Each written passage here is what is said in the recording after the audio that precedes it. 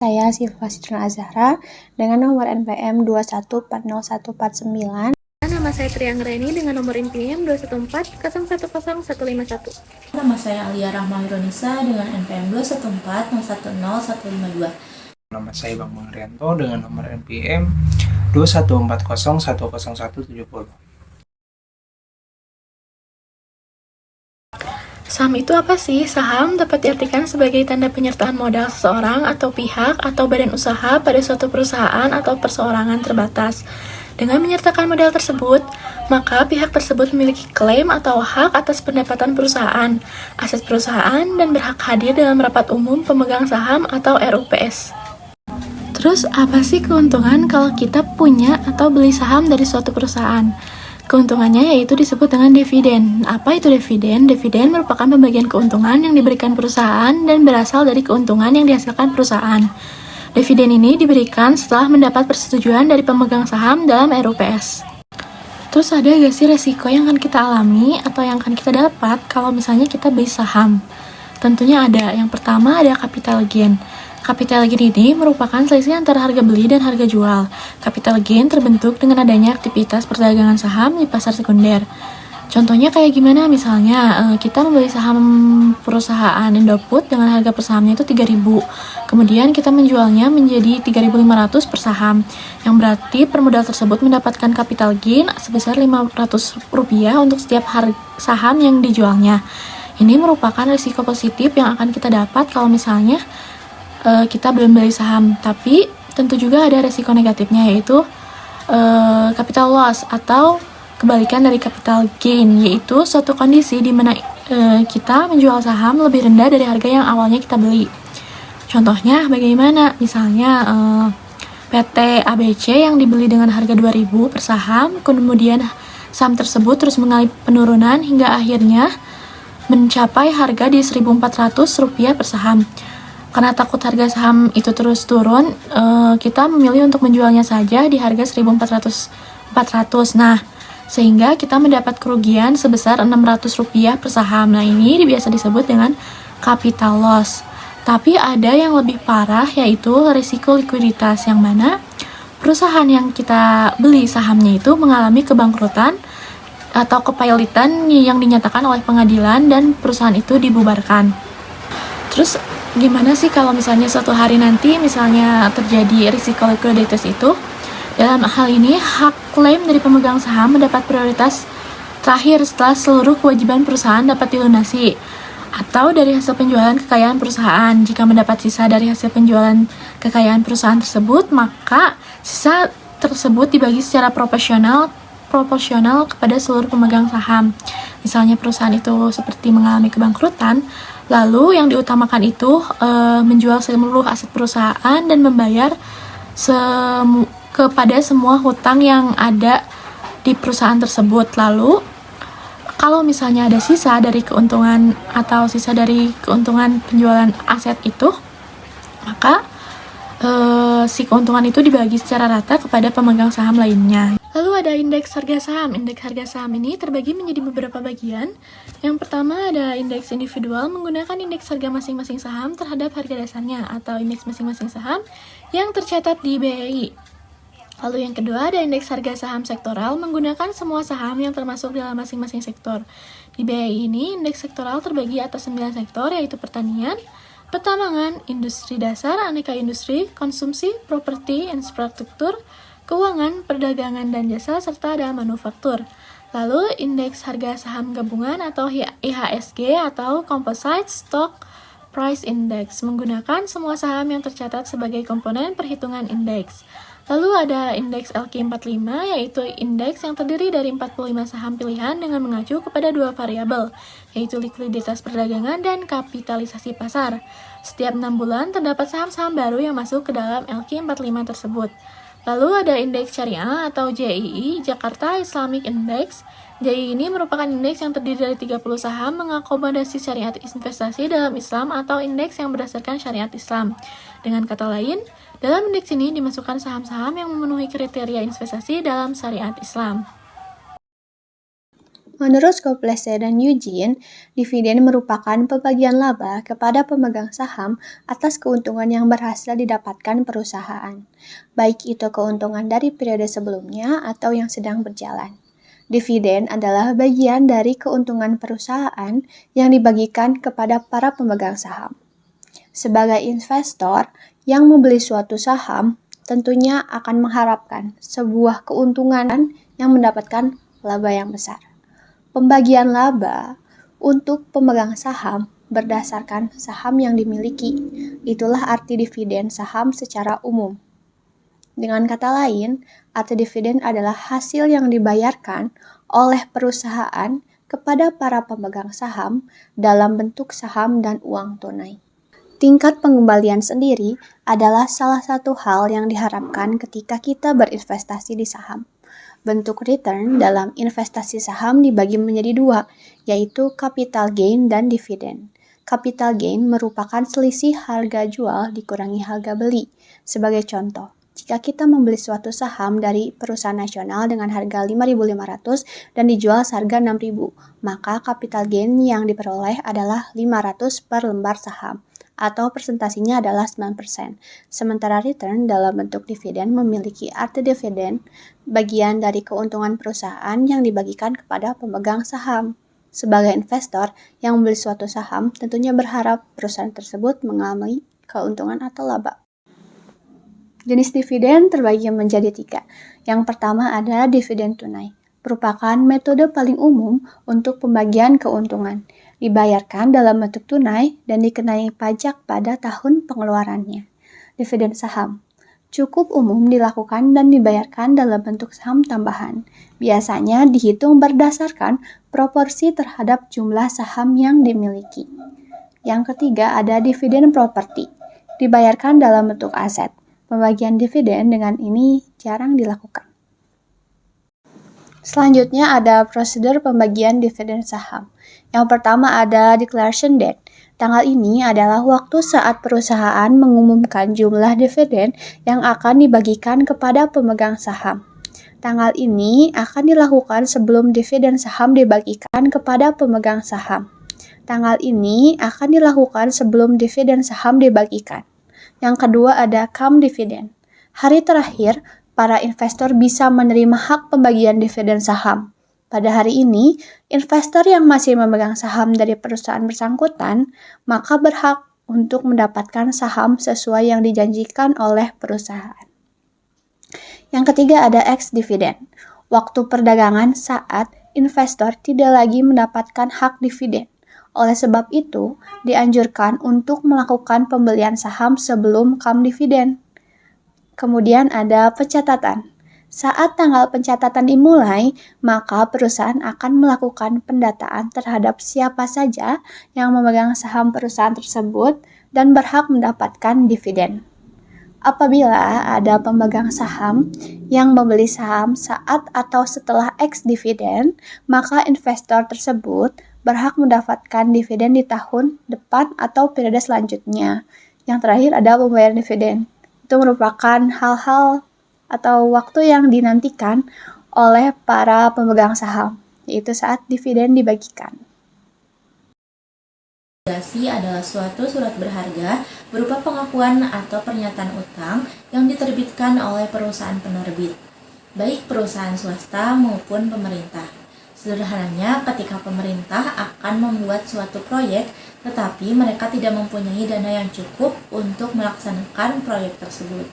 Nah, untuk itu, pemerintah bisa meminjam dana terlebih dahulu kepada masyarakat dalam kurun waktu tertentu, biasanya berkisar 1-10 tahun.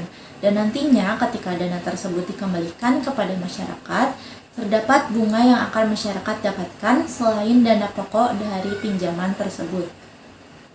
Karakteristik obligasi. Terdapat 4 karakteristik obligasi.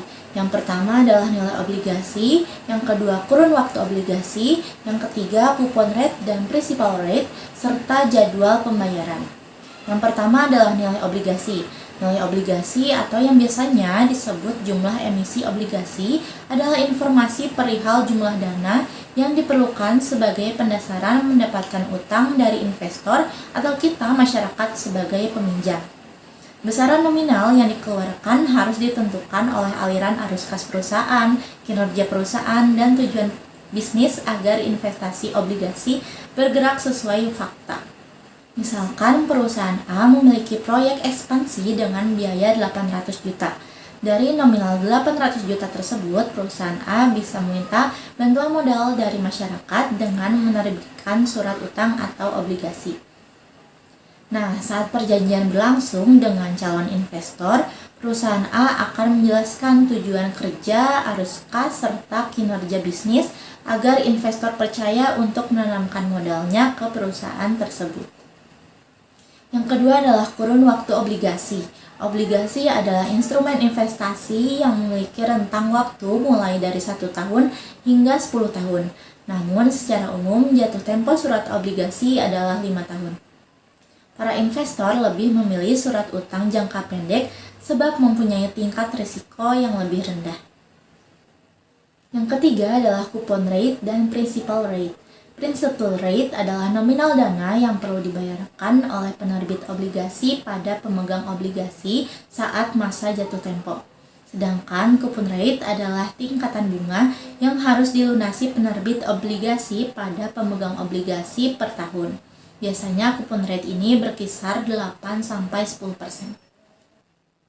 Yang keempat adalah jadwal pembayaran. Agar sesuai dengan perjanjian, penerbit obligasi perlu membayarkan bunga secara berkala. Biasanya bisa per trimester, per semester, per triwulan sekali, atau bahkan bunga tersebut dibayarkan secara lunas saat tahun jatuh tempo obligasi. Jenis obligasi. Jenis obligasi terbagi berdasarkan beberapa kategori, yaitu berdasarkan nominalnya, berdasarkan penerbitnya, sistem pembayaran bunga obligasi, serta berdasarkan imbal hasil yang didapatkan. Yang pertama berdasarkan nominal obligasi, yaitu obligasi konvensional dan retail. Obligasi konvensional merupakan surat utang yang menyimpan jumlah nominal sangat besar, yakni berkisar 1 miliar untuk setiap slot. Sebaliknya, obligasi retail merupakan surat utang yang mempunyai total nominal kecil hanya sekitar 1 juta saja. Yang kedua, berdasarkan penerbit obligasi. Apabila ditilik dari penerbitnya, investasi obligasi terbagi menjadi 3, yaitu corporate bonds, government bonds, dan municipal bonds. Yang pertama, corporate bonds. Surat obligasi jenis ini diterbitkan oleh perusahaan seperti pemerintah atau BUMN, serta perusahaan swasta. Dan jenis obligasi yang ketiga yaitu berdasarkan sistem pembayaran bunga obligasi. Yang pertama, zero coupon bond. Zero coupon bond adalah ragam surat utang tanpa nilai kupon, sehingga tidak ada yang dilunasi secara berkala. Secara umum, investor yang berinvestasi pada jenis ini akan mendapat keuntungan dari selisih harga jual diskonto serta harga awal surat saat jual beli. Tenornya pun berbeda-beda, yaitu mulai dari 1 hingga 10 tahun. Jadi kita yang menentukan dan menyepakati dengan penerbit obligasi. Yang kedua, obligasi kupon. Obligasi kupon adalah surat utang yang membayar kupon atau bunga secara berkala hingga masa akhirnya. Yang ketiga adalah obligasi fixed coupon atau kupon tetap. Obligasi kupon tetap adalah surat utang yang dapat membayarkan bunga atau kupon secara berkala dan jumlahnya tetap hingga jatuh tempo. Dan yang terakhir adalah obligasi floating coupon atau kupon mengambang. Jenis ini memberikan kesempatan pada investor untuk mendapatkan bunga atau kupon dengan jumlah yang berubah-ubah dari waktu ke waktu. Pada saat pembayaran kupon pertama, kupon atau bunga tersebut merupakan batas minimal untuk kupon-kupon selanjutnya hingga jatuh tempo. Dan jenis obligasi yang terakhir berdasarkan imbal hasil yang didapatkan. Jika berdasarkan penilaian obligasi atau hasil keuntungan yang didapatkan pemegang surat utang, jenisnya terbagi menjadi 2, yaitu konvensional dan obligasi syariah atau sukuk. Pada obligasi konvensional, jenis surat utang tersebut menggunakan sistem bunga atau kupon yang dibayarkan secara berkala hingga jatuh tempo. Sedangkan jika kita memilih berinvestasi pada obligasi syariah, kita akan menggunakan sistem bagi hasil atau nisbah untuk mendapatkan keuntungan. Setiap pengelolaan dana menerapkan prinsip syariah Islam, sehingga tidak ada unsur riba. Pembayaran nisbah tetap dilakukan oleh perusahaan secara berkala hingga jatuh tempo. Sebagai efek yang bisa diperdagangkan, kita bisa membelinya di dua pasar obligasi, yakni pasar primer dan sekunder. Pasar primer adalah tempat diperdagangkannya obligasi saat mulai diterbitkan. Salah satu persyaratan transaksi di pasar primer yang ditetapkan ketentuan pasar modal adalah obligasi harus dicatatkan di Bursa Efek untuk dapat ditawarkan kepada masyarakat. Dalam hal ini adalah Bursa Efek Indonesia atau BI. Selanjutnya ada pasar sekunder. Pasar sekunder merupakan tempat diperdagangkannya kembali ke obligasi setelah diterbitkan dan tercatat di BI. Jadi investor bisa kembali menjual obligasi di pasar sekunder walaupun sebelum tahun jatuh tempo. Obligasi dapat disebut sebagai investasi yang resikonya kecil, karena kita sudah mendapatkan kepastian berapa uang yang akan dikembalikan oleh penjual obligasi. Obligasi berbeda dengan cara investasi lain, misalnya dengan saham. Perbedaannya, kita meminjamkan uang dan uang tersebut akan kembali dengan nominal yang telah disepakati. Sedangkan saham, kita membeli saham dan saham harganya bisa naik turun tergantung mekanisme pasar. Sehingga ketika kita investasi pada saham, outcome-nya sulit diprediksi. Berbeda dengan obligasi yang sudah bisa diprediksi nantinya berapa outcome yang akan kita dapatkan. Tadi pun sudah disebutkan bahwa obligasi memiliki resiko kecil.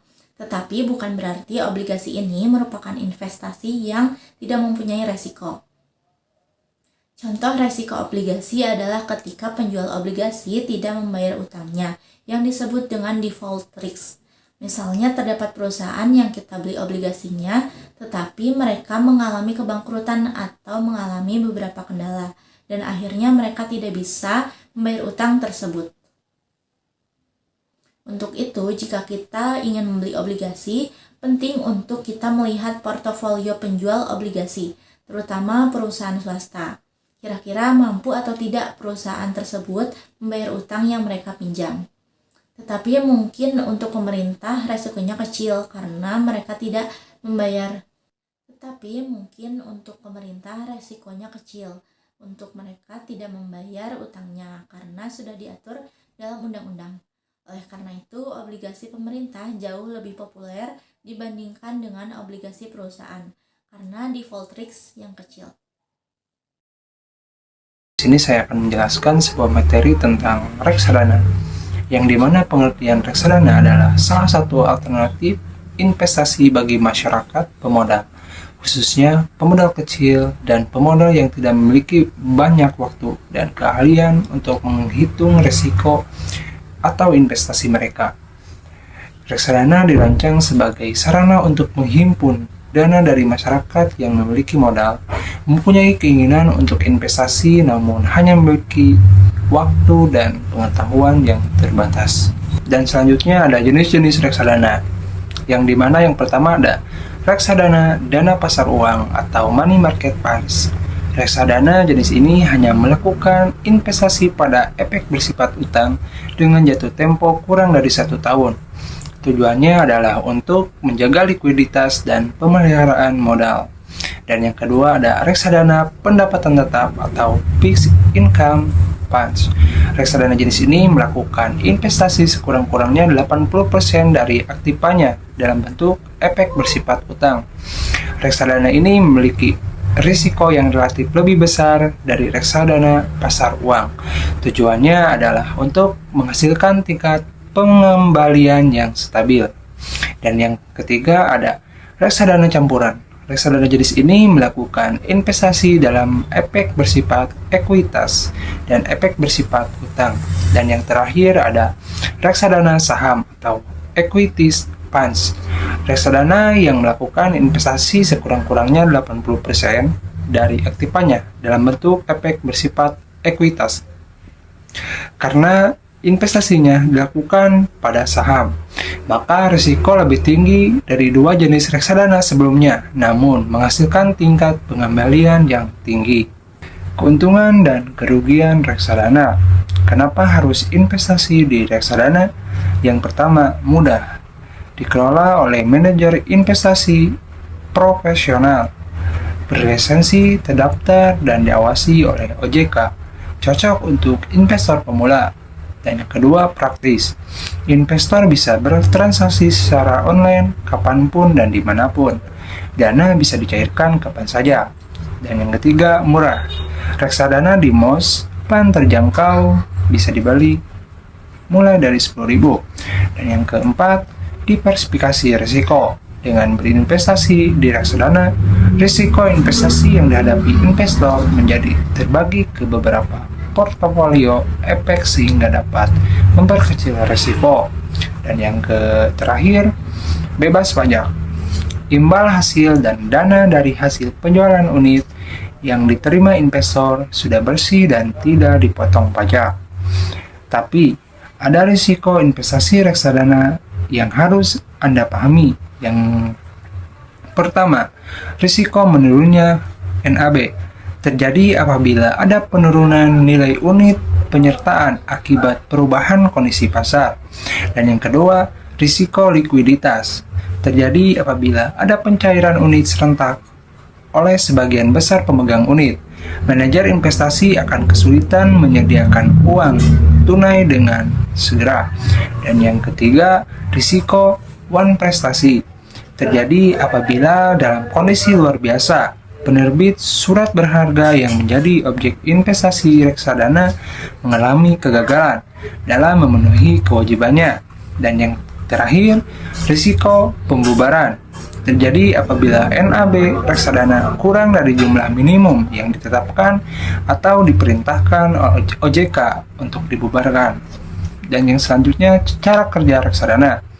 Reksadana adalah model investasi dengan cara mengumpulkan dana yang Anda miliki untuk dikelola dalam berbagai instrumen seperti saham, obligasi, instrumen keuangan lainnya. Cara investasi reksadana bekerja adalah dengan mempercayakan uang yang kita miliki kepada manajer investasi.